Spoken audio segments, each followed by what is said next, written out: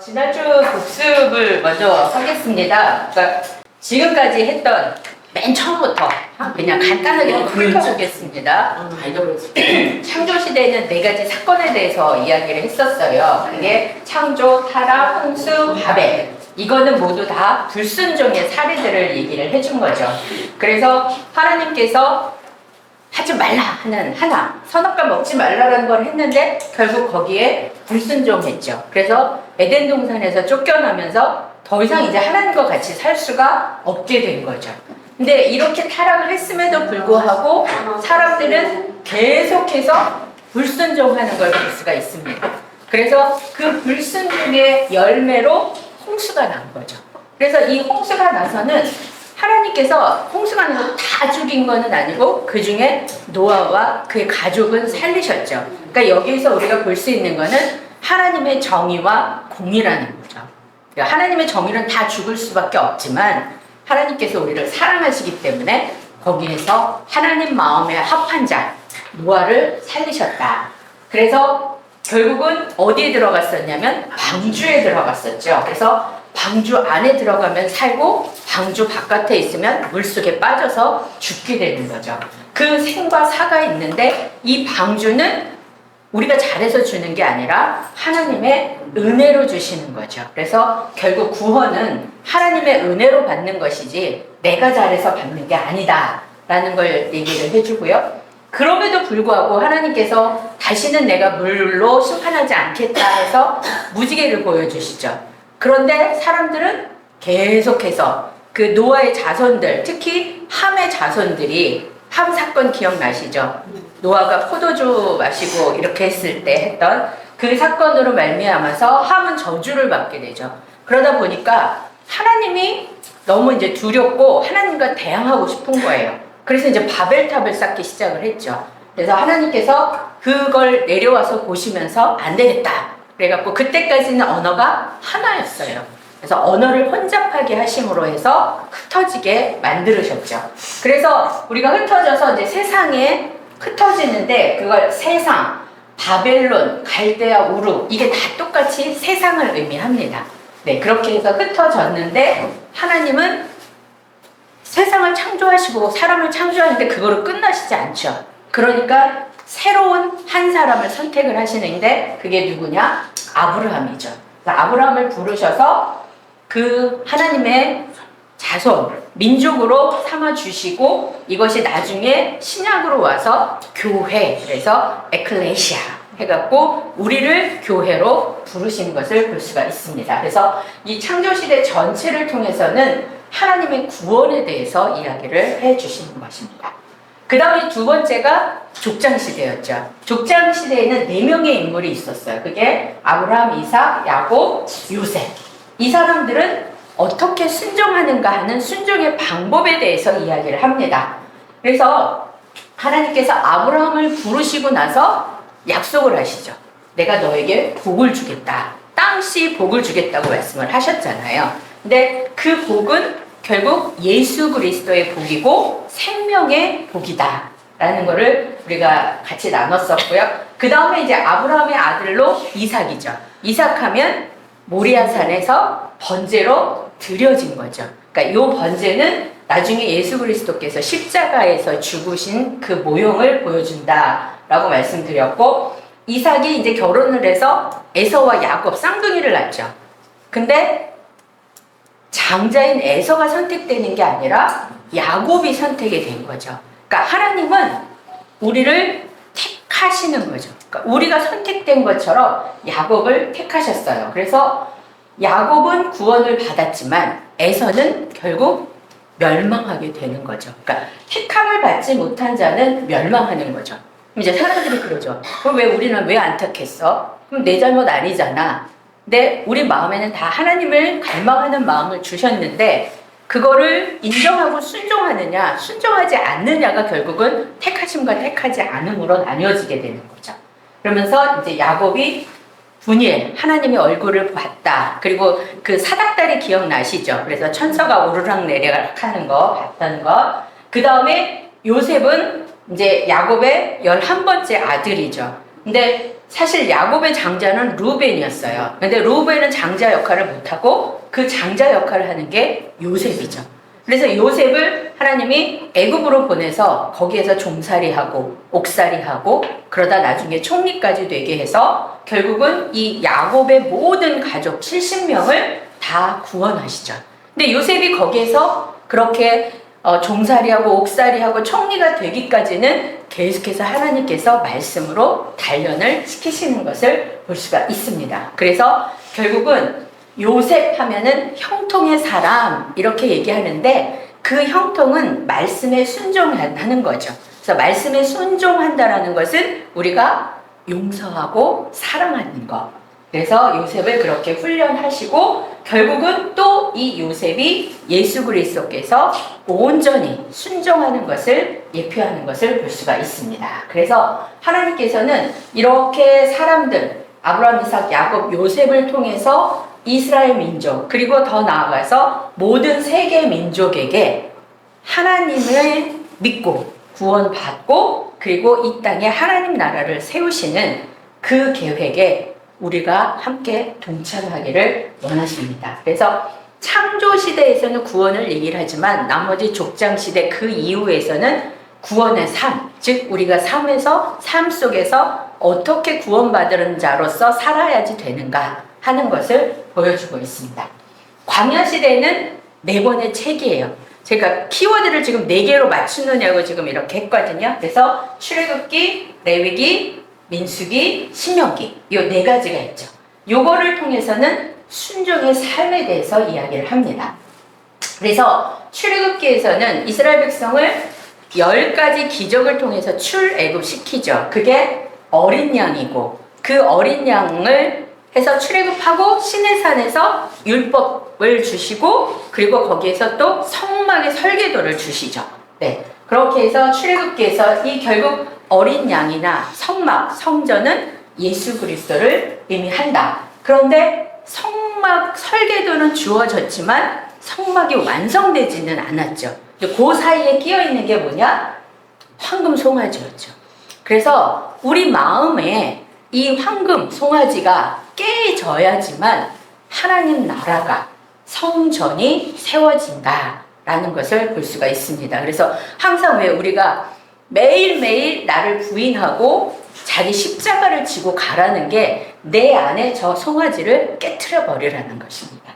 그리고 이제 레위기는 거기에서 삶의 기준이 율법에 대해서 이야기하고 실제로 이 율법을 어떻게 지키면서 살아가는가 하는 것이 민수기에 나오죠. 그래서 성도의 삶, 그래서 뭐뭐는 하지 말아라, 뭐뭐는 해라, 뭐 이제 이런 식으로 얘기를 하고 그럼에도 불구하고 광야에서 사건 제일 중요한 게 정탐꾼 사건이죠. 그걸 통해서 하나님께서 1세대는 다 죽고 여호수아와 갈렙만 제외하고 2세대만 다시 가나안 땅으로 들어가게 하시죠.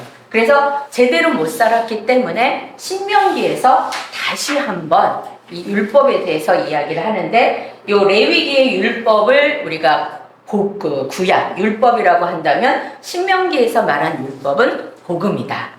네, 그래서 거기서는 피할 길, 불순종, 경계의 거울로 하나님께서 이런 거를 다 민수기를 통해서 보여주셨고 신명기에서는 복음 새 언약이다. 그래서 결국 새 언약은 여기서 민수기가 세는 거잖아요. 그 세는 것은 결국 하나님의 백성으로서 세고 셀 때는 반드시 뭐를 내라고 그러죠? 세금을 내라고 얘기를 했죠. 부자라고 더 내지 말고 가난하다고 덜 내지 말고 똑같이 반세개씩 내라고 이야기하셨었죠. 그러면서 마음의 할례를 여기서 이야기를 하십니다. 그러니까 우리가 할례를 안 받잖아요. 그러니까 우리는 또 성전세를 안 냈잖아요. 그 이유는 예수님께서 이미 다 치르셨기 때문이기 때문에 우리는 이제 육체적인 할례는 아니지만 마음의 할례는 받아야 된다라는 것을 이야기하는 거죠. 네, 그래서 결국 여기에서는 예수가 길이고 진리고 생명이고 예수님이 통치하는 시대를 살아가야지 된다. 이걸 여기에 말씀드렸고 정복시대에는 가나안 땅을 정복해야 되잖아요. 그 정복 전쟁은 곧 영적 전쟁이다라고 지난 시간에 말씀을 드렸어요. 그러면 이 전쟁을 하기 위해서는 준비가 돼야 되죠. 그 준비가 바로 순종이고, 순종했을 때 하나님의 상으로 땅을 분배해 주시고 우리가 땅을 받게 되면 이제 비로소 안식을 취하게 되는 거죠. 그래서 말씀에 순종해야 된다. 그래서 정복시대 여호수아에게 맨 처음에 하시는 말씀이 강하고 담대하라, 두려워하지 말고 떨지 마라, 그리고 항상 말씀을 지켜 행하라, 좌로나 우로나 치우치지 말고. 네. 그래서 결국 이 전쟁, 영적 전쟁은 죄와의 전쟁을 이야기를 합니다. 그래서 정복하는 방법은 순종이다. 그래서 이거를 여리고성과 아이성을 통해서 보여주시고, 정복의 결과 하나님의 상으로서 땅이 분배가 됐고 안식하니까 이 모든 죄는 어디에 스며든다고 말씀드렸었죠? 문화에 스며든다고 얘기를 했었잖아요. 그래서 우리는 하나님의 사람으로서 세상의 문화를 다스려야 된다. 그게 세상을 정복하는 거다. 무엇으로? 사랑으로. 네. 그래서 우리는 믿음으로 구원받고 순종도 내가 하는 게 아니라 믿음으로 순종하게 하는 거다라는 거를 말씀드렸고요. 그 다음이 사사시대죠. 사사시대는 사실 하나님께서 뭘 요구하셨었냐면 더 이상 지도자가 없었죠. 모세, 여호수아에 이어서 그 지도자가 없어요. 그 얘기는 하나님께서 다스리고 싶으신 거예요. 누구를 통해서? 레위인들을 통해서 하나님의 말씀으로 다스리는 레위 시대를 요구하셨었던 거죠. 그러니까 결국은 왕 노릇을 하는 거죠. 레위인들이. 그러니까 우리가 레위인이잖아요. 그래서 통치하는데 얘네들이 어때요? 안 듣잖아요. 눈에 안 보이니까. 그래서 우상 숭배하고 그러다가 하나님이 이방 민족에게 침략을 당해서 거기서 고통을 당하게 해요. 그러면 또 막 하나님께 부르짖어요. 그럼 하나님이 누굴 보내주시냐면 사사를 보내서 구원해 주시는 것을 볼 수 있습니다.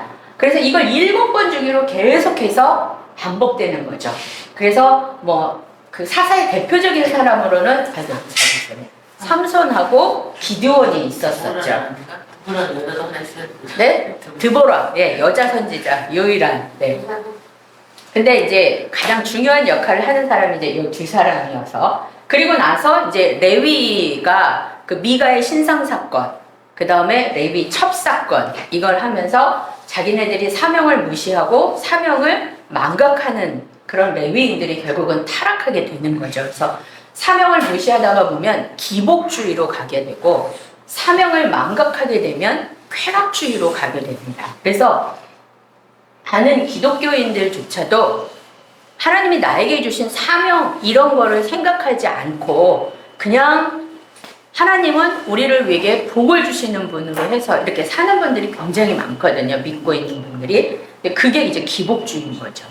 그래서 우리는 항상 하나님께서 나에게 주신 사명이 뭐냐? 사명은 누구나 다 똑같아요. 뭐죠? 땅끝까지 이르러 내 증인이 되는 거예요. 단지 뭐가 달라요? 이거를 이루는 방법이 다 다른 거예요. 근데 그 방법은 나한테 어떤 걸 주셨냐? 이제 그거를 우리가 이제 각자가 기도하면서 알아야지 되는 거죠. 네, 그래서 지난 시간에 여기까지 했고, 이제 오늘은 통일 왕국 시대로 해가지고 사무엘 상하로 넘어가게 됩니다. 통일 왕국 시대는 사무엘 상하, 열왕기 상 11장까지가 통일 왕국 시대예요. 그리고 12장부터는 이제 이스라엘이 남유다와 북이스라엘로 분리가 돼서 분열 왕국 시대로 넘어가게 됩니다. 근데 여기에서 우리가 사무엘 상하, 열왕기 상하, 역대 상하가 있어요. 이 역대 상은요, 사무엘 상하에 대한 게 역대 상을 얘기를 하는 건데요. 이거는 그냥 아주 객관적인 관점에서 쓴 거예요, 사무엘은. 근데 역대기는 어떻게 쓴 거냐면 나중에 잡혀가잖아요, 바벨론으로. 그래서 거기에서 이스라엘 민족인 거를 깨닫게 하기 위해서 유다 민족의 입장에서 다시 쓴 게 역대기입니다. 그래서 사무엘에 없던 게 역대기에는 있을 수 있고요. 그리고 우리가 아는 것처럼 다윗이 다 잘한 거 아니잖아요. 밧세바하고 뭐 그런 사건 여러 가지가 있잖아요. 근데 역대기에서는 다윗이 잘못된 게 거의 안 나와요. 그러니까 왜냐하면 그 이스라엘 민족들에게 자긍심을 키워주기 위해서 잘 안 된 것들은 잘 얘기를 안 해요. 그리고 역대기에는 대부분 북이스라엘들에 대한 이야기는 빠져 있습니다. 네, 그렇게 차이가 있다는 거 아시면 되겠습니다. 네, 그리고 여기에 해당되는 게 이제 시가서라고 해서 시편, 잠언, 전도서, 아가서가 있어요. 이 대부분 쓴 사람이 누구냐면 다윗과 솔로몬이에요. 그래서 여기에다 같이 집어넣습니다. 그리고 시가서에 욥기가 하나 있는데 이 욥기는 족장 시대에 해당되는 거예요. 네, 그렇습니다. 그래서 통일 왕국 시대에는 하나님이 이제 사사를 통해서 통치하던 그거를 끝내시고 왕을 세워서 이제 대리 통치하는 거죠. 원래는 레위인이 했어야 됐는데 그게 안 되니까. 그러면서 왕으로서 사울, 다윗, 솔로몬이 등장을 하는데요. 이 사람들은 각각 40년씩 통치를 합니다. 그래서 통일왕국 시대는 약 120년간 지나가고요. 사울은 처음에는 하나님 말씀대로 살았어요. 그런데 그 이후로는 자기 생각, 2년 동안 순종하다가 그 이후 38년은 자기 생각대로 통치하다가 결국은 폐위당하고요. 다윗은 말씀을 기준으로 해서 통치를 해요. 그리고 하나님의 맞는 자로 귀감이 됩니다. 다윗이 잘못했는데 왜 이렇게 얘기하느냐? 네, 다윗은 잘못됐다. 네가 그러면 바로 거기에서 자기가 무릎 꿇고 자복하고 회개합니다. 그 마음을 보시는 거죠. 네. 그리고 이제 솔로몬은 처음에는 하나님의 지혜로 통치를 했어요. 그러다가 이방 왕후에게 마음을 뺏기기 시작하죠. 그래서 뭐 몇 명이죠? 뭐 1000명, 3000명 막 이렇게 되잖아요. 그러다가 결국 자기 지혜로 통치하다가 하나님께서 솔로몬은 긍휼히 여기셔서 너 때는 분리 안 하고 네 자식 때에서 하겠다라고 해서 솔로몬의 아들 르호보암과 이제 북이스라엘의 여로보암으로 해서 이제 나라가 분열됐는데 그 원인을 제공하는 게 바로 솔로몬이었습니다. 네. 그래서 성경은 사무엘상 하와 열왕기상 11장까지다.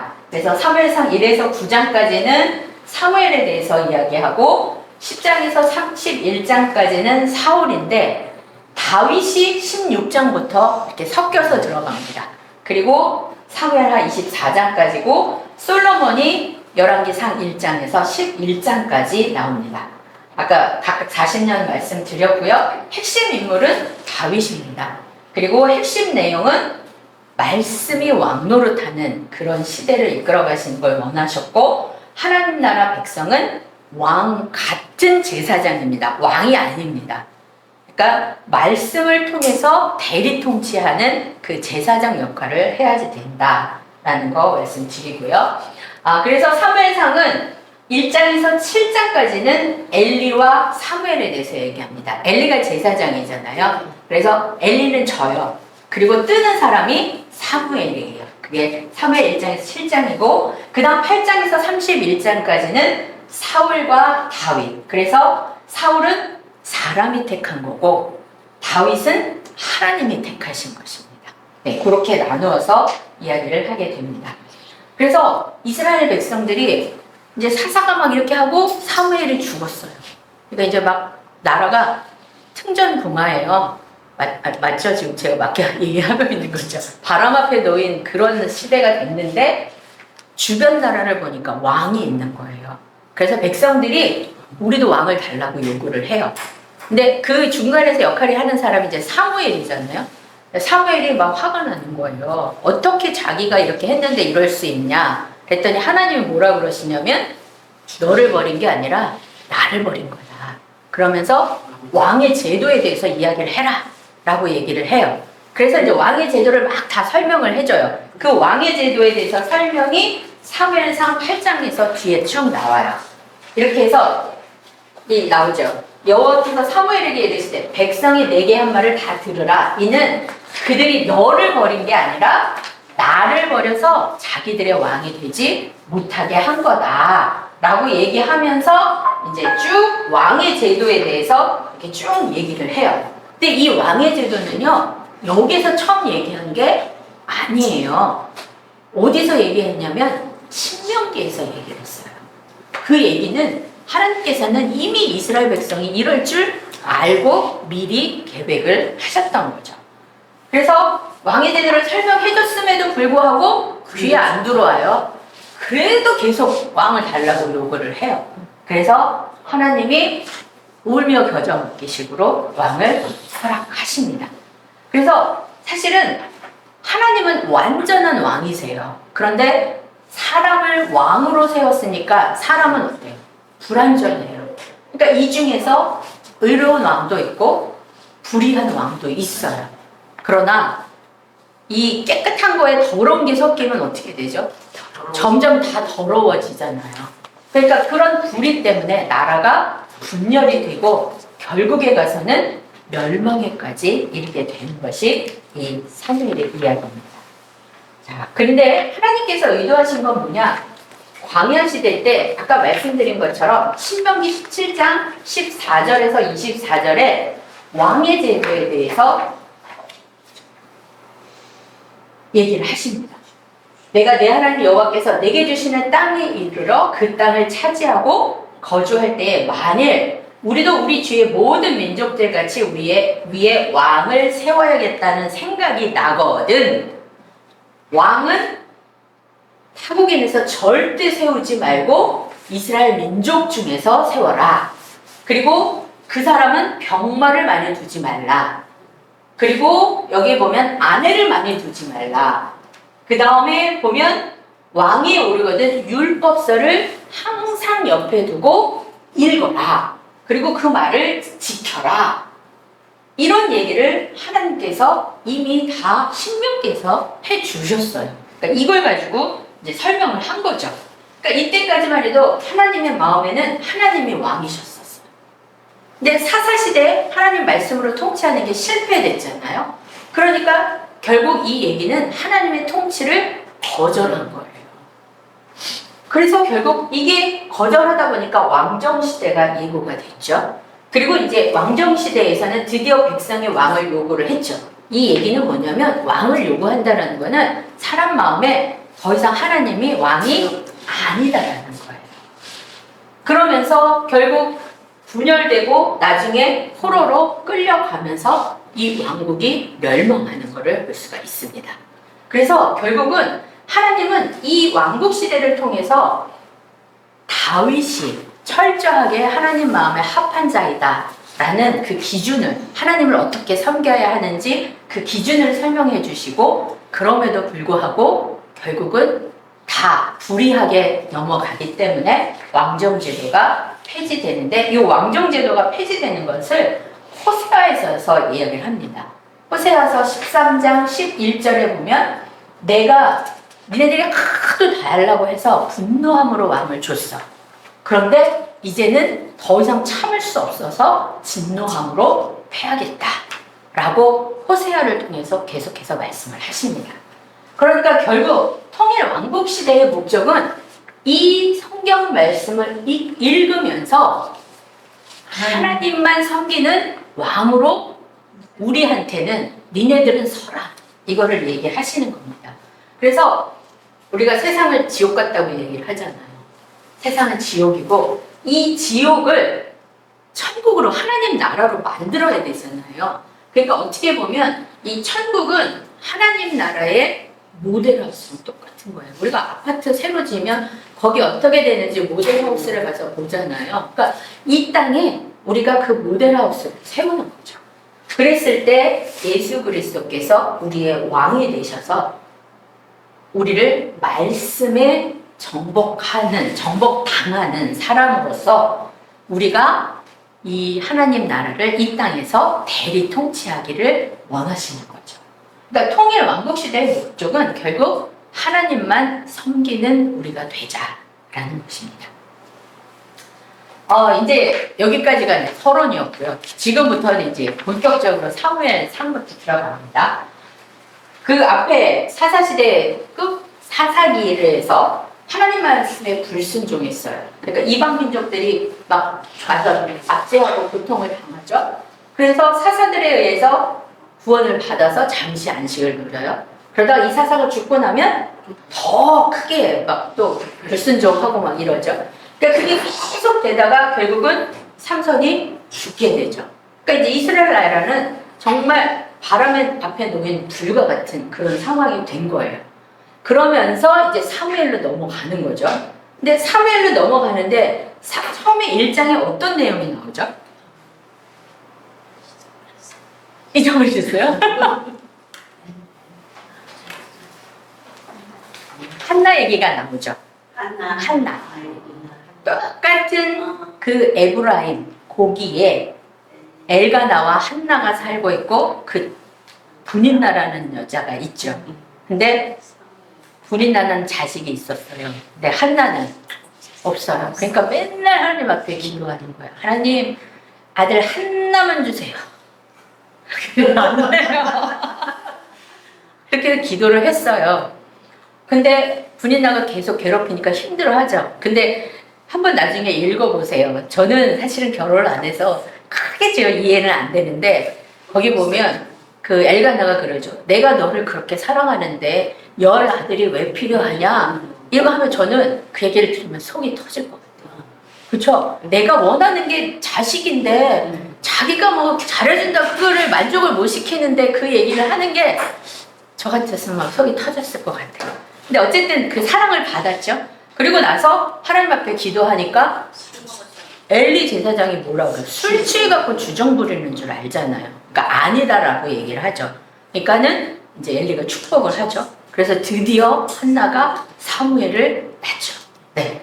그렇게 해서 근데 여기서 얘기하고 싶은 건 이 엘리예요. 제사장인데 제사장이 술 먹고 주정하는 건지 기도하는 건지를 못 알아본다는 거는 그만큼 그 사람이 문제가 있다는 거죠.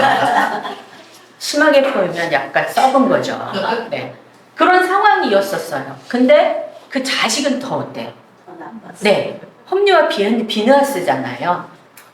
고기 하나님께 먼저 드리고 이렇게 해야 되는데 갈고리 만들어갖고 이거 내놓으라 그러고 뭐 생거 달라 그러고 막 이러잖아요.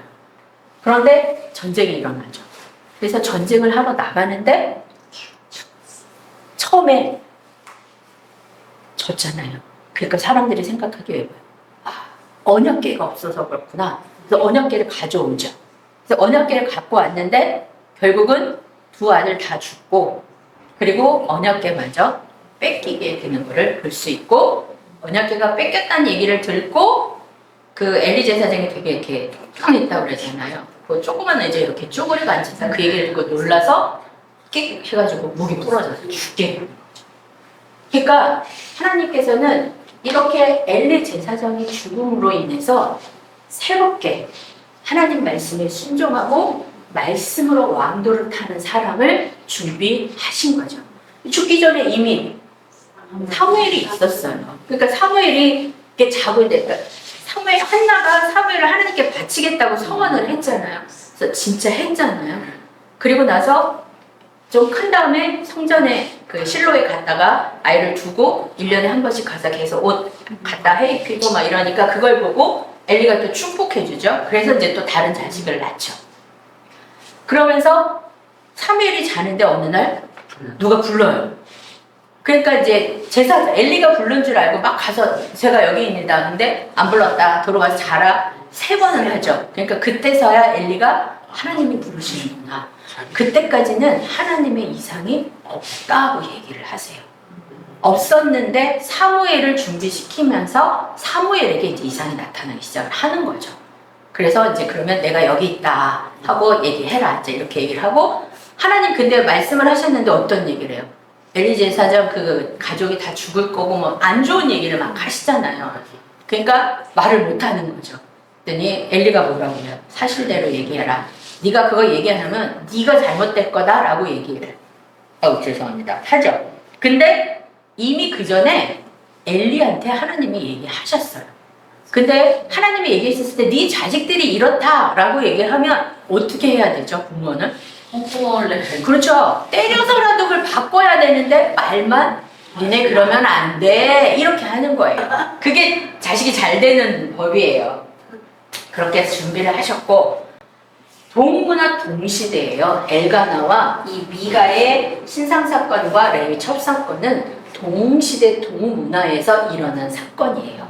그런데 그 중에 엘가나와 한나는 말씀에 순종해서 사무엘을 하나님의 뜻에 합당하게 시키는 것을 준비하는 것을 볼 수가 있습니다.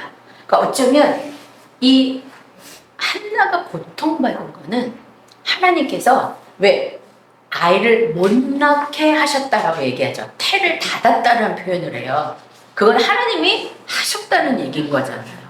그렇게 하는 이유는 하나님의 뜻을 이루어 가시기 위한 하나의 프로그램일 거다. 이런 생각을 하는 거죠. 그래서 족장시대에 요셉이 종살이하고 옥살이 한 것도 마찬가지예요. 애굽의 총리가 돼서 이스라엘 백성을 구원하는 거고, 그리고 사사시대 우리가 읽지는 않았지만 룻기에서 나오미가 어려웠을 때 이제 모압으로 갔잖아요. 그래서 다시 괜찮아서 다시 오잖아요. 근데 모압 여인인 룻이 어때요?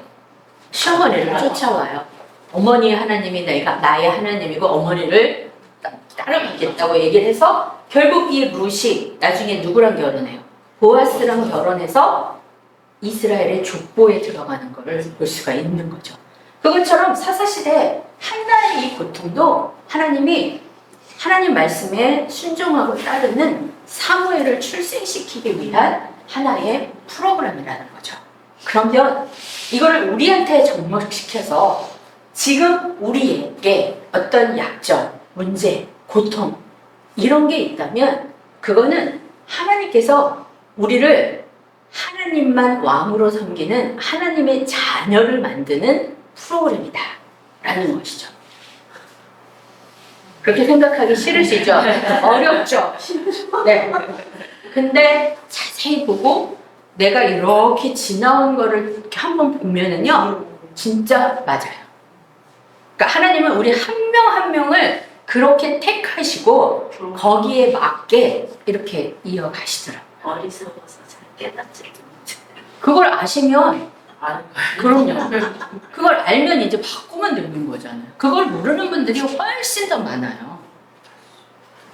네. 그래서 결국은 하나님이 이 혼탁한 시대를 닫아버리고 하나님의 통치 시대를 열기 위해서 지금 계속 이렇게 하는 거예요. 그러니까 지금 세대가 어때요? 점점 깜깜해지잖아요.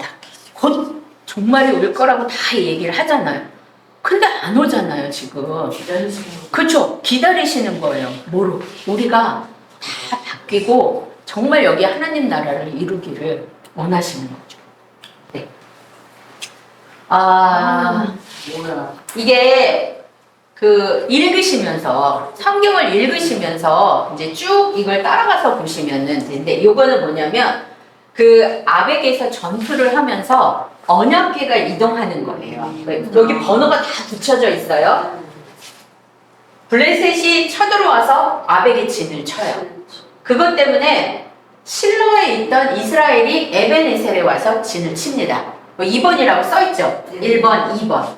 그 다음에 3번이 뭐냐면 1차 전투에서 이스라엘 병사가 약 4,000명이 죽었어요. 그리고 났더니 이제 뭐가 없다? 언약궤가 없다. 그래서 실로에서 언약궤를 가져와요. 그리고 2차 전투를 했더니 그럼에도 불구하고 이스라엘 병사 3만 명하고 제사장의 아들이 죽고 언약궤까지 뺏깁니다. 그리고 언약궤는 아벡에서 어디로 가느냐? 아솥으로 갑니다. 여기까지 이해 가셨죠? 그런데 아솥에 오니까 종기가 막 생기죠, 사람들한테. 그러니까 언약궤를 어디로 가지냐면 가드로 가져가요. 블레셋은 5개 나라로 이루어져 있어요. 아벡, 아스돗, 아스클론, 가사, 여기 가드에 이렇게요. 그러니까 여기 있으니까 또 다시 어때요? 다시 에그론으로 보내요. 그러니까 에그론에서 이제 사람들이 안 되겠다. 어떻게 할까? 그러니까 암소, 새끼 막 난 암소를 해서 얘가 곧장 베스메스로 가면 하나님의 뜻일 거고 아니면 우연인 거다. 라고 해서 하는데 어때요? 곧장 가죠. 막 울면서. 그리고 베스메스가 여기는 이제 이 블레셋과 이스라엘의 접경이라고 보시면 돼요. 베스메스가. 그래서 여기에 사람들이 이제 그거 온 걸 보잖아요. 그런데 여기에서 어떤 일이 벌어지냐면 언약궤를 몰래 훔쳐갔더니 사람이 죽었어요. 거의 70명이 죽은 거죠. 그 성경에 보면 5만 가로치고 70인데 거기에 5만 명 이상이 살 수가 없죠. 그러니까 그거는 뭔가 착오가 있다. 그래서 가로를 치는 것 같아요.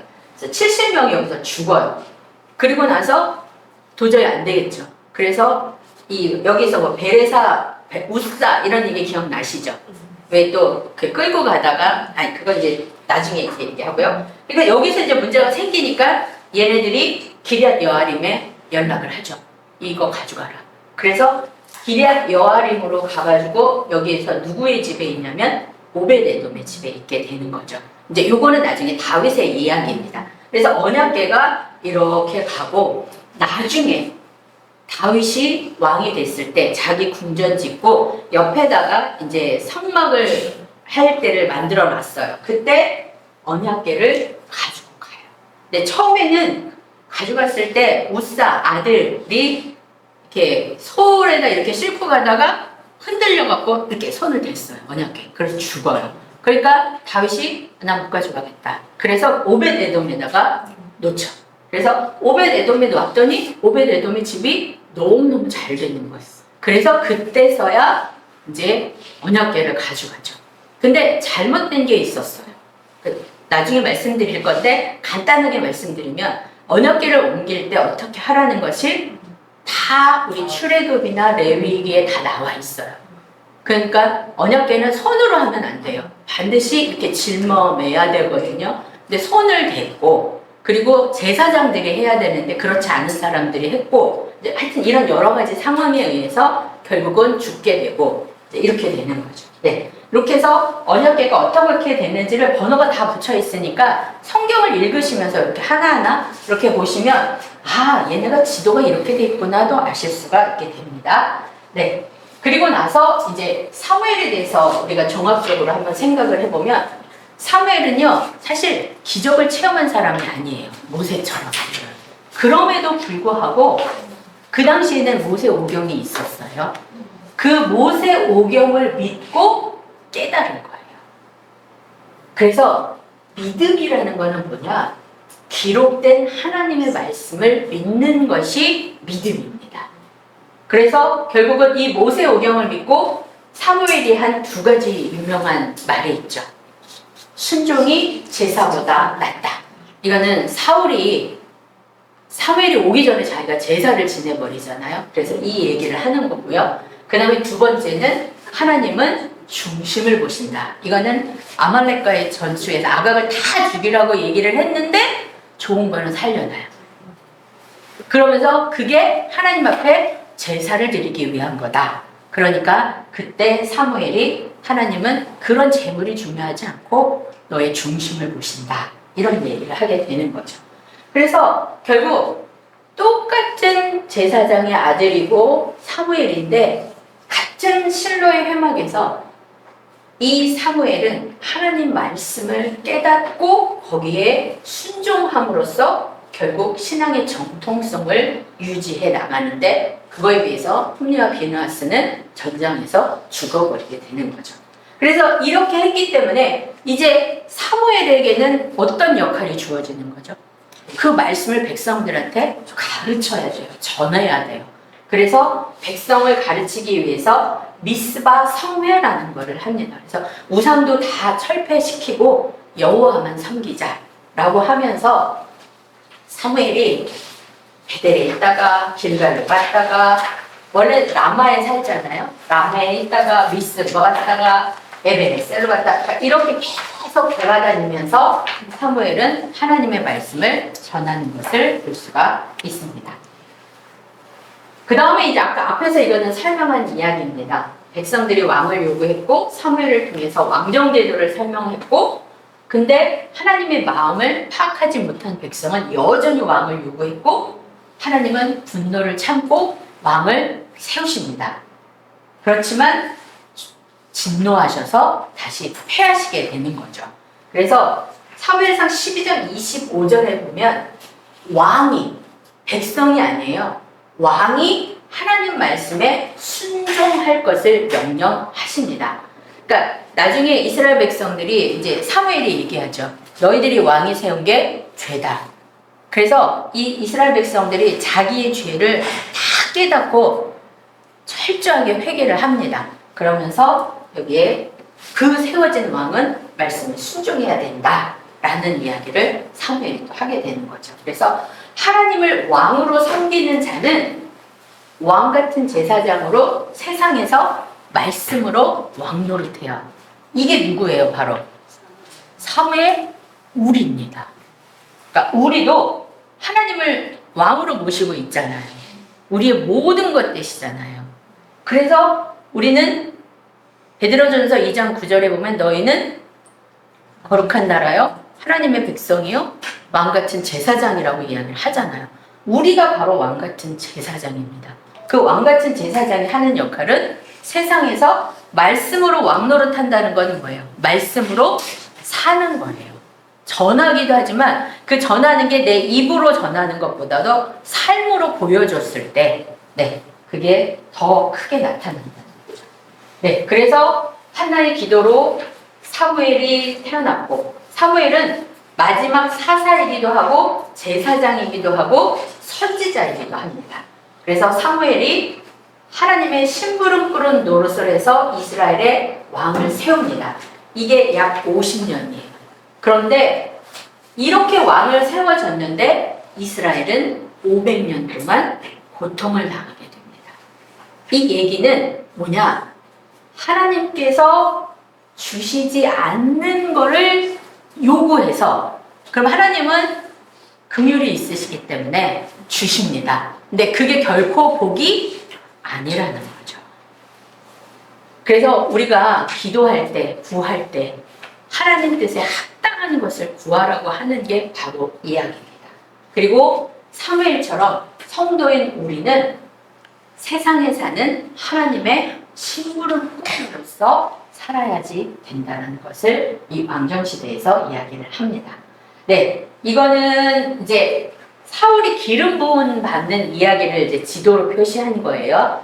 사울이 아버지가 나귀를 잊어버렸잖아요. 그래갖고 이제 종 하나하고 나귀를 찾으러 이게 쭉 돌아다니죠. 그러다가 이 에브라임 지역을 쭉 가다가 라마에 옵니다.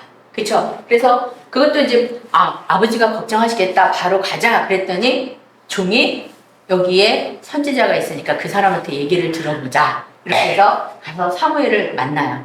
근데 그 전에 하나님께서 사무엘에게 네, 사울이 올 것을 얘기를 하고 걔한테 기름 부어라 라고 이야기를 하십니다. 그래서 이제 라마에서 이제 그 이야기를 듣고 너가 올라가면서 뭐 누가 너를 떡을 줄 거고 뭐 막 이런 얘기를 보여주세요. 증거로. 그리고 너도 이제 예언을 할 거다. 그래서 사울이 예언하는 걸 보고 사울도 선지자기 중에 들어있느냐, 이제 이런 식으로 하는 속담이 생겼다라는 이야기가 나옵니다. 그렇게 하고 그리고 나서 다시 요 라마에서 사울이 사무엘로부터 왕으로 기름 부음을 받는 거죠. 그리고 나서 나중에 이제 미스바에서, 이건 후의 일이에요, 사울이 제비뽑기로 왕으로 선출되는 것을 볼 수가 있습니다.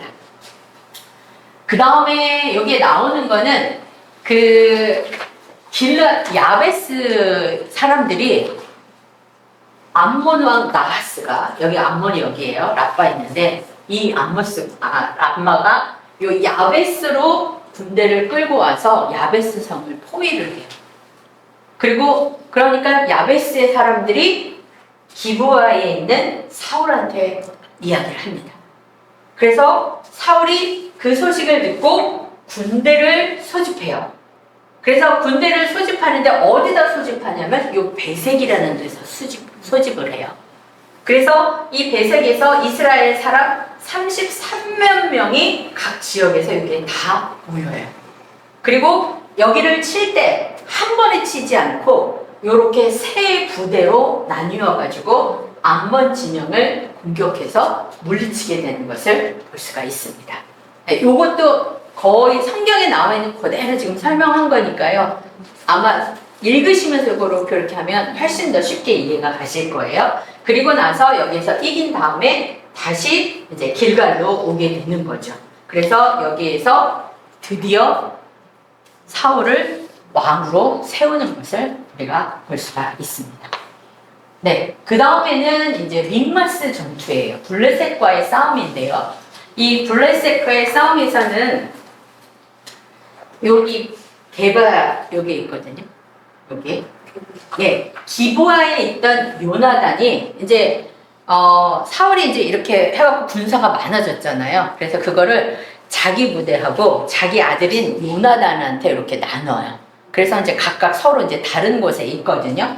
그런데 이 기브아에 어디가 있지? 게바에 그 기브아에 있던 요나단이 여기에서 블레셋을 공격을 해요.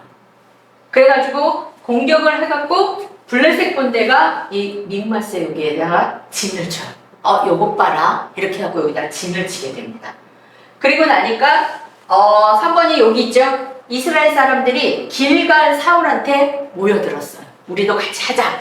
그래서 여기에서 하는데 이 블레셋 군대가 어마어마하잖아요. 그러니까 이 이스라엘 백성들이 어때요?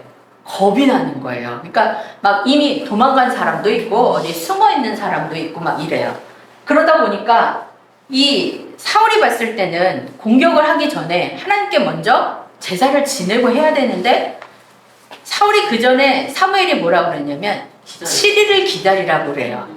근데 7일이 다 이렇게 가니까 초조해서 자기가 제사를 지내버린 거예요. 근데 제사 지내고 나니까 그때 누가 와요? 사무엘이 오는 거죠.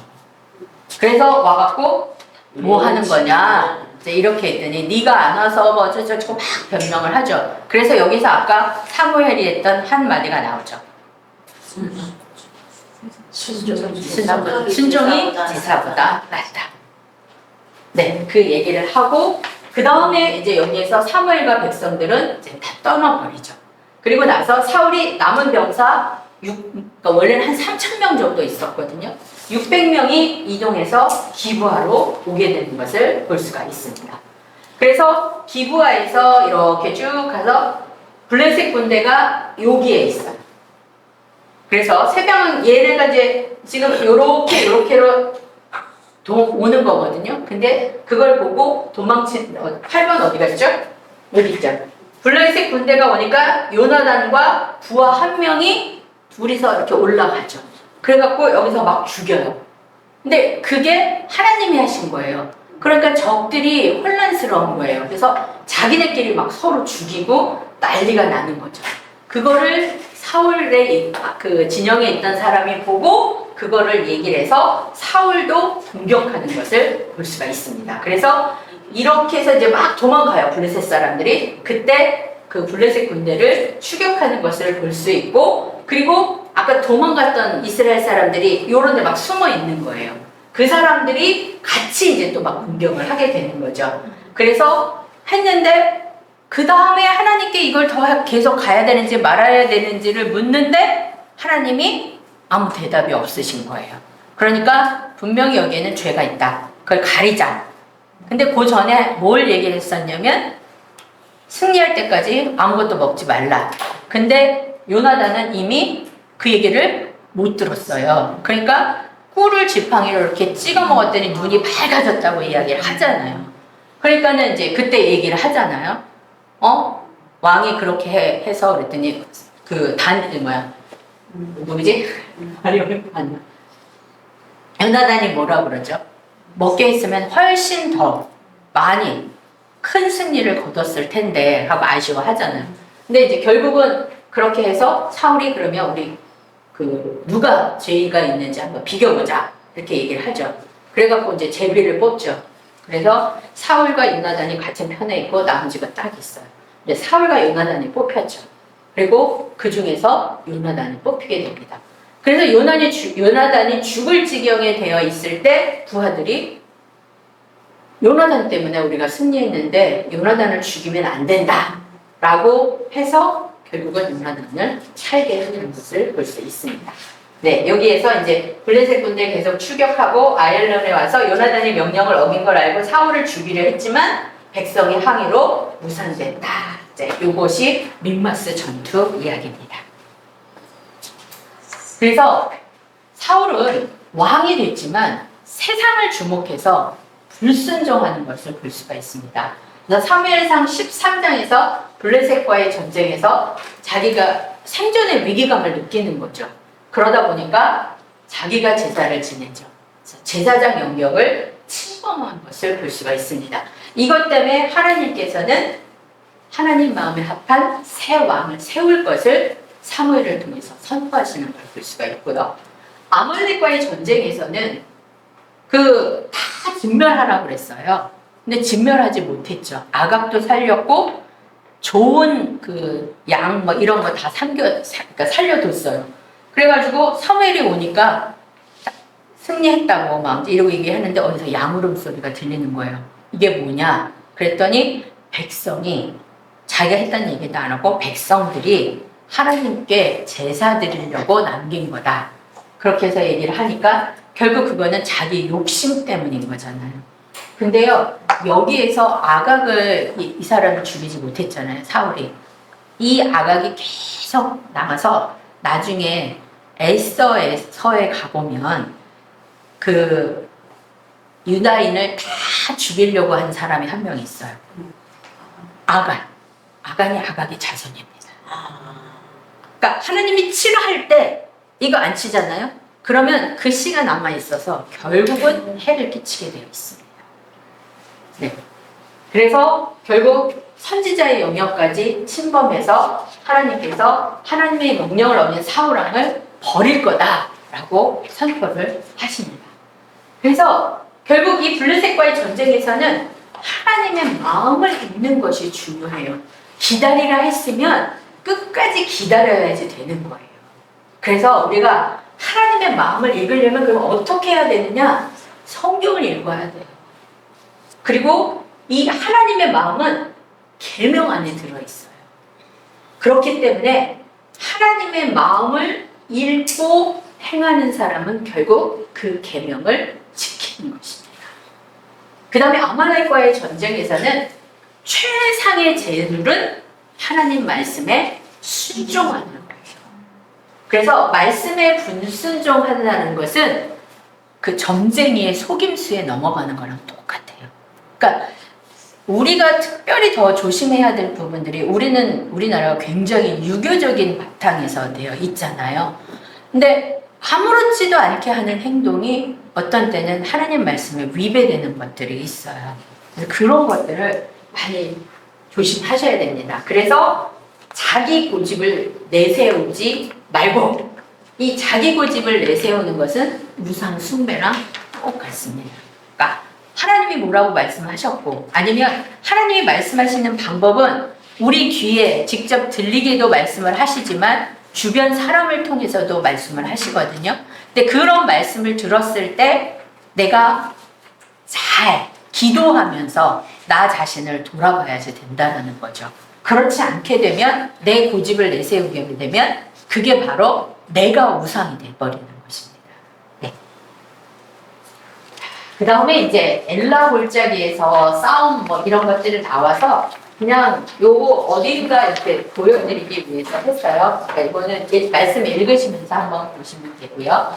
그거에 비해서 다윗은 굉장히 순종하면서 말씀에 주목한 사람이었습니다. 하나님께서는요, 외모보다는 마음의 중심을 중요하게 생각을 하십니다. 그래서 다윗에게 결국 기름을 부으시죠. 다윗을 선택하게 된 거 아시죠? 사무엘에게 가서 기름 부어라 그랬더니 사무엘이 사울이 알면 저 죽일 거예요. 그랬더니 제사 지내라고 한다고 그러면서 가라. 그래서 이제 이새를 그 제사에 초대하죠. 그 아들들을. 그래서 그 아들 중에서 이제 첫 번째부터 이렇게 다 지나가게 해요. 너무 잘생긴 거예요. 그러니까 이 사람인가 보다. 하나님이 아니야. 그렇게 해서 7 아들을 다 지나가게 하도록 없는 거예요. 그래서 너 그럼 아들이 더 없냐? 그랬더니 말제가 지금 양을 지키고 있다라고 얘기를 하는 거죠. 그러니까 다윗의 집에서 어떤 처지였는지 이해가 가시죠. 네. 그런데 그 사람을 하나님은 들어서 쓰시는 겁니다. 그래서 결국 그렇게 쓰임 받은 이제 다윗에게 기름을 부었잖아요.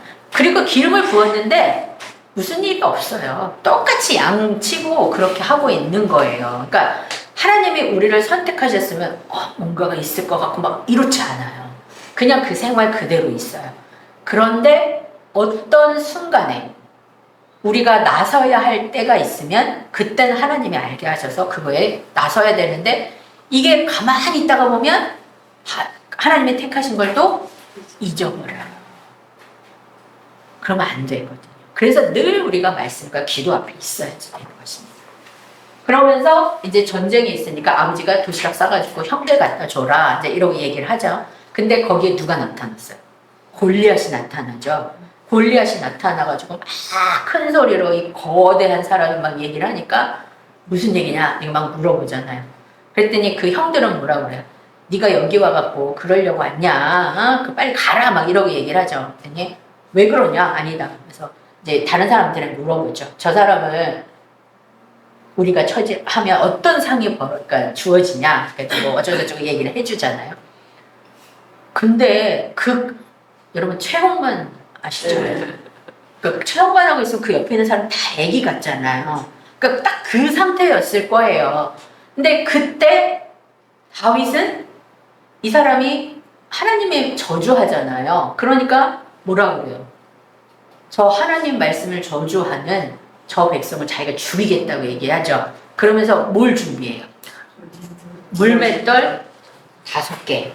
처음에는 이제 사울이 갑옷 이런 걸 주잖아요. 이제 거추장스러웠으니까 못하겠다. 그러니까 늘 자기가 하던 대로. 그래서 달려가면서 물맷돌로 해갖고 딱 던졌더니 이게 딱 맞아서 넘어갔죠. 네. 이 얘기를 한 거죠. 너는 칼과 창으로 나오지만 여기 단창이 빠졌네요. 나는 만군의 여호와의 이름으로 나간다. 라는 다윗의 신앙 고백에 의해서 승리하는 것을 볼 수가 있습니다. 그 얘기는 다윗의 마음에 하나님이 계시는 거예요. 우리 마음에도 누가 계시죠? 하나님이 계세요. 누구를 통해서? 성령을 통해서 우리 안에 임재하고 계셔요. 근데 계시는데 우리가 자꾸 밀어내요. 그러니까 하나님이 계실 자리가 없는 거예요. 그러니까 우리가 말씀을 읽고 기도하고 순종하면서 하나님이 우리 마음에 오시게 해야 되죠. 그래서 내가 없어지고 하나님만이 사시게 해야 된다는 거죠. 그럼에도 이 사울이 계속해서 이제는 어때요? 그 천천만만 때문에 다윗을 죽이려고 계속 쫓아다니죠. 그러면서 다윗이 도피 생활을 하잖아요. 그러니까 다윗의 입장에서는 하나님이 나 왕대라고 기름까지 부어줬는데 내가 이렇게 지금 쫓겨서 도망 다녀야 돼? 얼마나 괴로웠을까요? 그쵸? 근데도 그것이 결국은 하나님께서 말씀으로 훈련하시는 기회라는 거죠. 네. 그렇게 해서 우리는 늘 주님 앞에 바로 말씀 앞에 서 있어야지 됩니다. 세상을 주목한 왕 사울은 왕으로 세워진 지 2년 후에 하나님께 버림을 받았고 38년 동안 자기 멋대로 통치한 것을 볼 수가 있습니다. 그래서 사울은 하나님의 뜻을 모르고 왕 노릇을 했어요. 성도인 우리는 하나님의 뜻을 알고 살아가야 됩니다. 하나님 뜻을 아는 방법은 아시죠? 네. 그래서 성도의 역할은 뭐냐면 세상의 왕을 통해서 하늘의 왕이신 하나님을 볼 수 있어야 됩니다. 그러니까 우리가 지금도 막 우리 대통령들, 뭐 우리 그 많은 정치, 경제 모든 분야의 이 지도자들을 보고 막 우리 욕하잖아요. 저러면 안 되는데, 네, 욕할 게 아니라 그들을 위해서 기도해야 됩니다. 그리고 유한한 왕, 인간은 유한하잖아요. 이걸 통해서 영원한 왕이신 하나님을 바라봐야지 되고요. 육신의 왕을 통해서 영혼의 왕이신 예수 그리스도, 만왕의 왕이신 예수 그리스도를 바라봐야 되는 것이 바로 우리 성도의 역할입니다. 네, 그 다음에 이제 지도가 되게 복잡해요. 이것은 다윗이 도피한 경로를 한 장에 표시한 겁니다.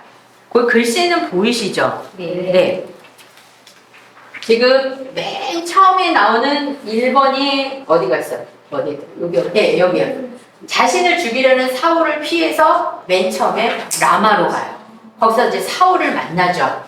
네, 거기서 막 이러고 있다가 기브아로 왔다 갔다 하다가 기브아로 다시 돌아가서 여기에서 요나단을 만나요. 그래서 요나단이 사울이 어떤 생각을 가지고 있는지 알려주고 막 이제 이런 얘기들 다 있죠. 네, 그러면서 요나단이 거기서 뭐 활을 쏘면 어디로 가고 막 이런 얘기 나오죠. 네. 그리고 나서 다시 노브로 가요. 그러니까 죽일 걸 알기 때문에 노브로 가가지고 대제사장 아히멜렉을 만나요. 그래서 여기에서 떡을 달라고 얘기를 하잖아요. 근데 떡이 없고 일반 떡이 없고 그 제사에서 물려낸 더운 떡이 있다고 해요. 그래서 성결해야 먹을 수 있다. 그래서 이제 있다. 그리고 칼이 없잖아요. 그냥 칼을 달라고 했는데 거기 뭐가 있었냐면 골리앗의 칼이 있었어요. 그러니까 그거를 줘요. 그런데 여기 있던 그 사울의 그 어디 사람이지? 가나안 사람 아니 가나안이 아니라 아말렉 사람인가 도액이라는 사람이 그걸 가지고 사울한테 가서 일러요. 그래갖고 사울이 이 노베에 있던 아히멜렉을 비롯한 제사장들을 다 죽이고요.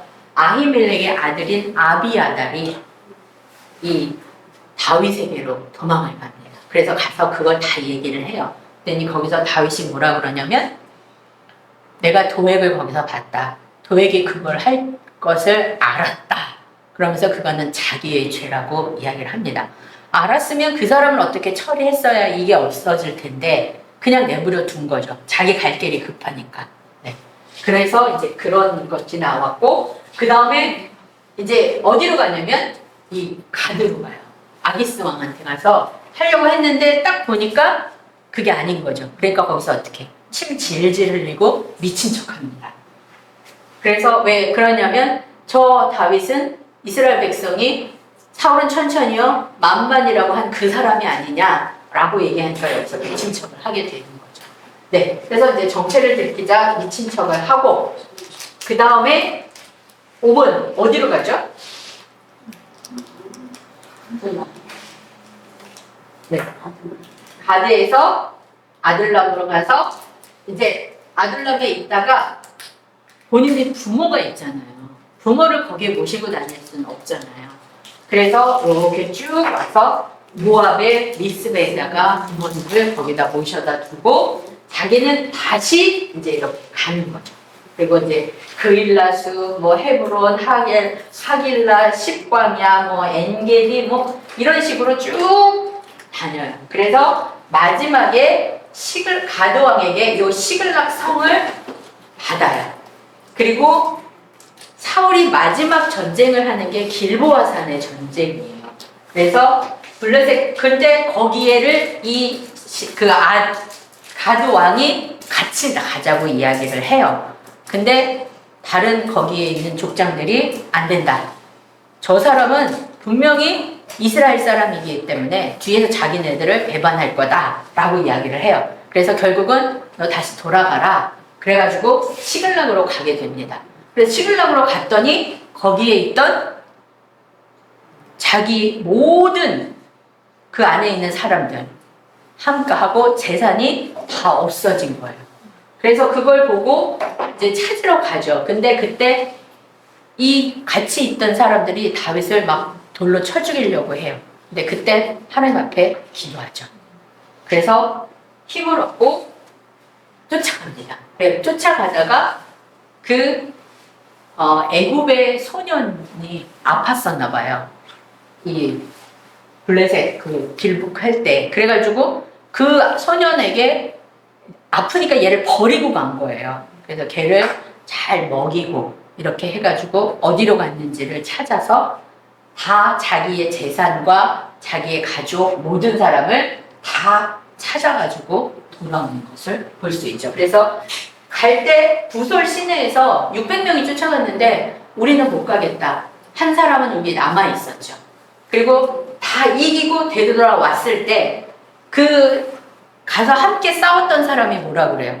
저 사람들은 그 식구들만 주고 재산은 나눠주지 말자고 이야기를 해요. 근데 다윗이 그러면 안 된다. 똑같이 나눠야 된다. 이렇게 얘기하면서 그게 이스라엘의 규례로 됐다라는 것을 이야기를 합니다. 네. 그 읽으시면서 이걸 이렇게 해보면 그 사이사이에 어떤 사건이 있는지 다 나와 있어요. 그렇게 해서 보시면 될 것 같고요. 그런데 이렇게 도피하는 중에 다윗이 사울을 2번 만납니다. 근데 그때보다 죽일 수 있었어요. 그럼에도 불구하고 살려줍니다. 처음에는 다윗이 숨어있던 동굴 속에 소변을 보려고 들어오죠. 그래서 볼일 보러 들어온 사울을 겉옷자라고 했어요. 다른 신하들은 죽이자고 하잖아요. 근데 겉옷자랑만 살짝 패요. 그리고 나가서 왕이시야 막 이랬더니 아들 사울 다윗이냐 막 이러면서 얘기하면서 사울이 다윗을 축복합니다. 너는 이스라엘 왕이 될 것이다 라고 축복을 해요.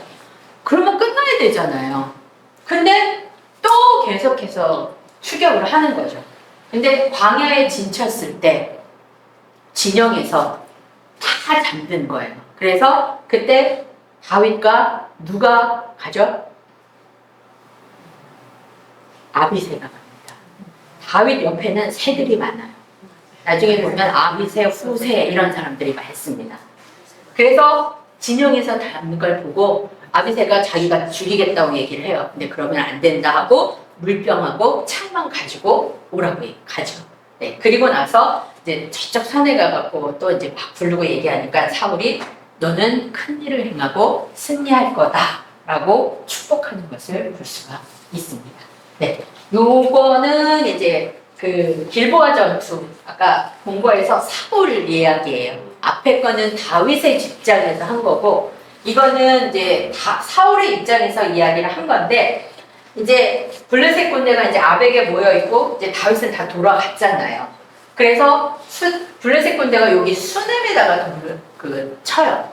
그러면 자기가 가야 될지 가지 말아야 될지 전쟁을 해야 될지를 물어봐야 되잖아요. 근데 그 전에 사울이 점쟁이들 뭐 이런 사람들을 다 죽였어요. 그래가지고는 결국 사울이 엔돌에 가서 무당을 만납니다. 그래갖고 무당이 사무엘을 불러 올리죠. 오늘 너와 네 아들이 다 나와 함께 있을 거다라는 이야기를 듣고 막 실망하고 이러고 있죠. 근데 어쨌든 준 떡을 먹고 와요. 그러다가 이 길보아산 전투에서 결국은 죽게 되죠.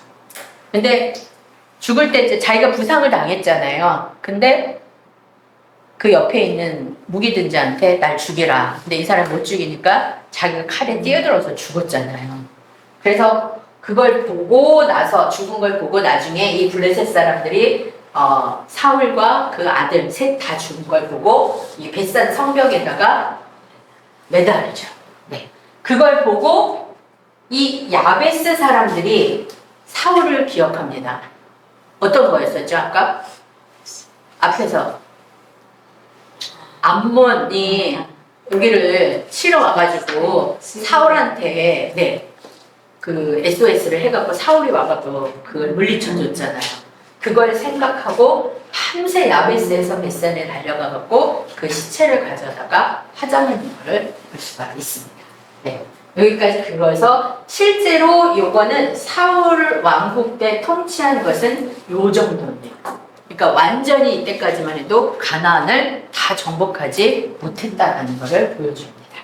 네, 이렇게 해서 결국 하나님의 마음에 합한 다윗은 사울을 죽일 수 있는 기회가 있었지만 하나님께서 기름 부은 자의 생명을 귀중하게 여기는 거죠.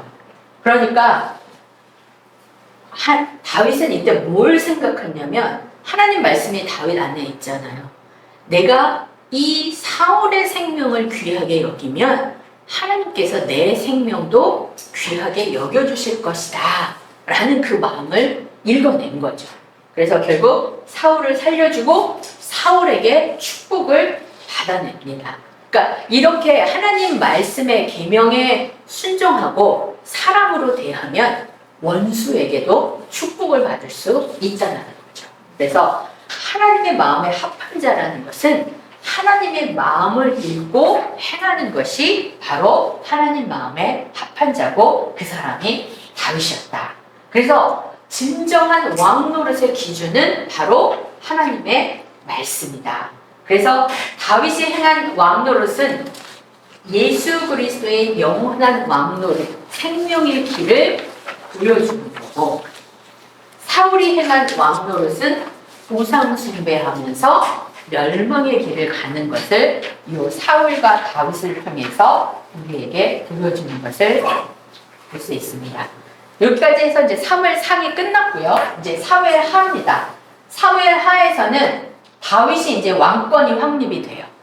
그래서 맨 처음에 7년 동안은 유다 지역만 다스려요. 그러다가 나중에 이제 전체 33년간 이스라엘 전체를 다스리게 되는 걸 볼 수가 있습니다. 그래서 사무엘하 1장에서 10장까지에는 헤브론과 예루살렘입니다. 그러니까 헤브론에서 처음에 유다의 왕이 됐고 나중에 예루살렘에서 이스라엘 왕이 되는 거고요. 왕권이 확립이 됐어요. 그런데 이 다윗에게 위기가 찾아옵니다. 그래서 처음이 그 밧세바 사건, 이게 11장부터 이제 나오기 시작을 합니다. 그래서 다윗이 범죄했고 어떻게 회복되는지를 보여주는 게 사무엘하입니다. 그래서 오늘은 이게 전체를 다 하지 않고 사무엘하 12장까지 합니다. 그래서 요거 이렇게 정리했어요. 1장이 주로 나온 것은 다윗이 사울과 요나단이 죽은 소식을 들었어요. 네. 그런데 거기에 또 누가 그거를 전하냐면 아말렉 사람이 전해요. 그러면서 사울이 자기한테 자기를 죽여달라고 해서 자기가 죽였다. 그러면서 왕관하고 뭘 갖다가 줘요. 근데 다윗이 어떤 사람이에요? 기름 부은 사람을 죽이면 안 되는 거죠. 그래서 결국 그 사람을 죽이죠. 그리고 나서 이 사울과 요나단 그 아들들을 추모하는 활의 노래를 부릅니다.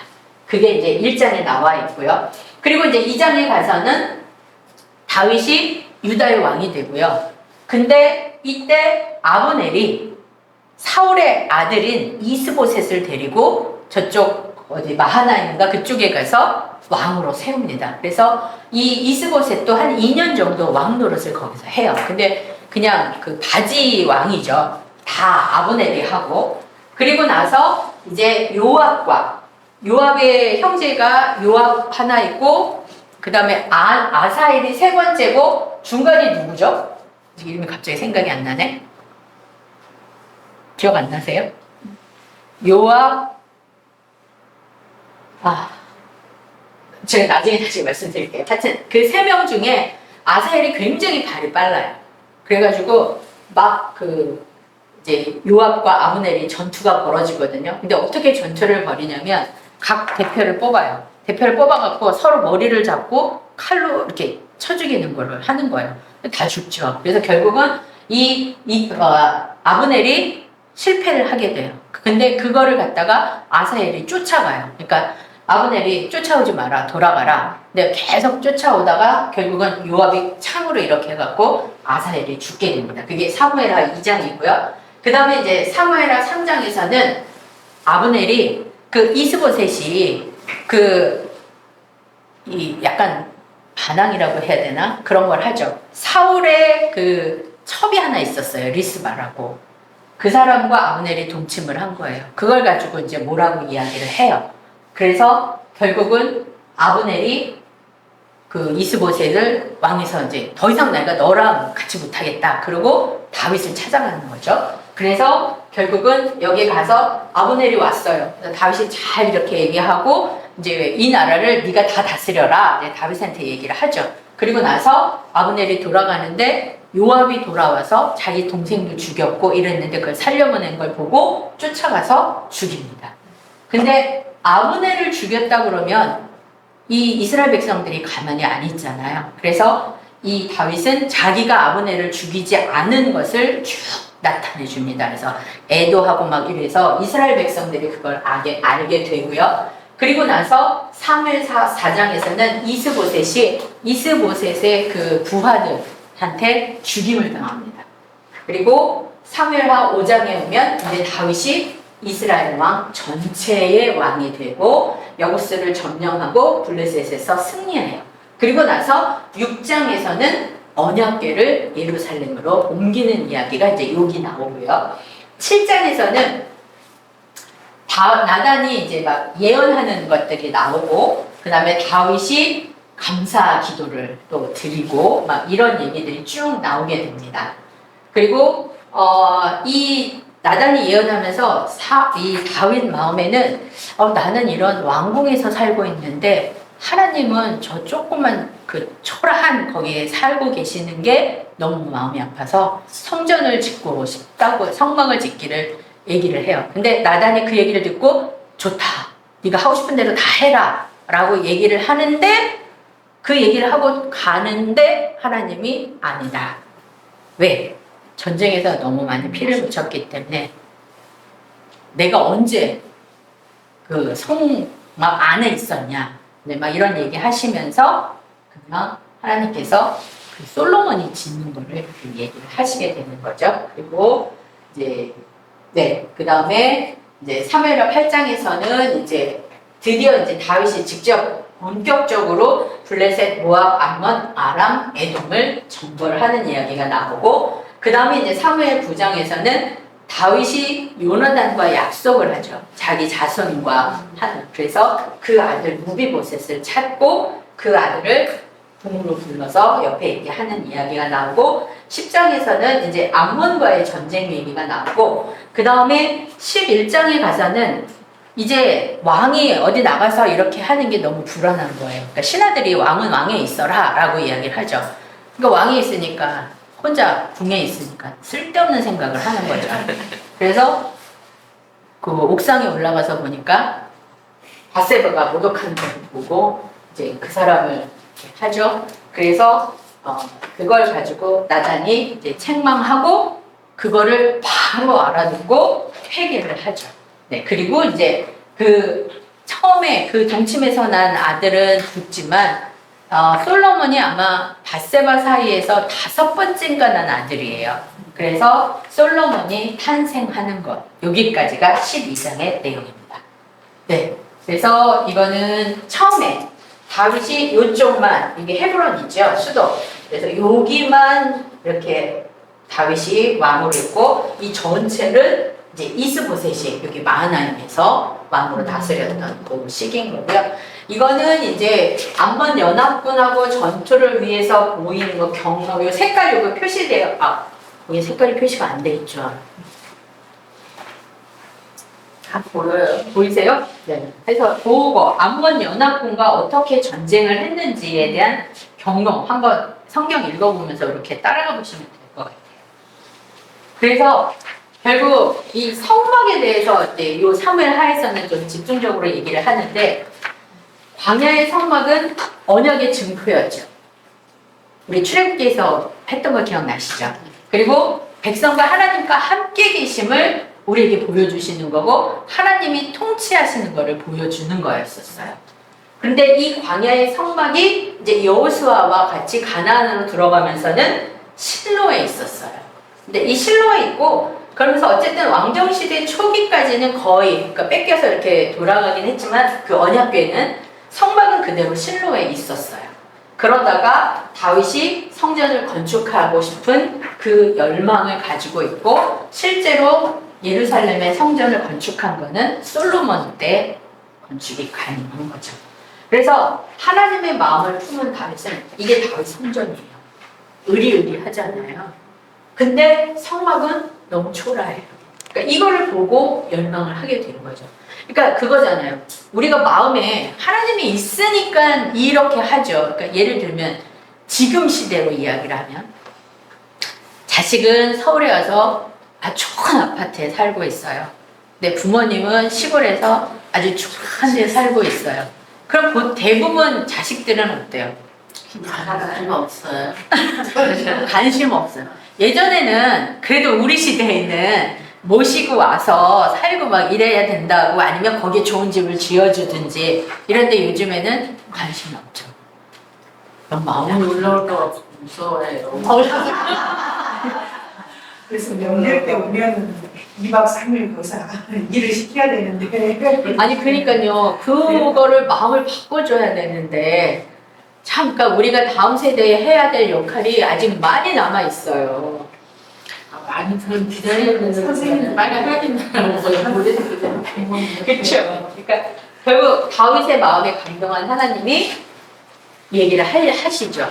존귀하고 네 거의 다 있어요. 평안하고 견고하게 그래서 하나님이 아버지가 되고 아들 부자 관계가 되겠다라는 이야기를 합니다. 그래서 여기서 열왕기상 9장 3절을 보면 여호와께서 그에게 이르시되 내 기도와 내가 내 앞에서 간구한 바를 내가 들었은즉 나는 내가 건축한 이 성전을 거룩하게 구별하여 내 이름을 영원히 거기에 두며 내 눈길과 내 마음이 항상 거기에 있다라고 이야기하십니다. 그러니까 우리가 지금 뭐예요? 성전이잖아요.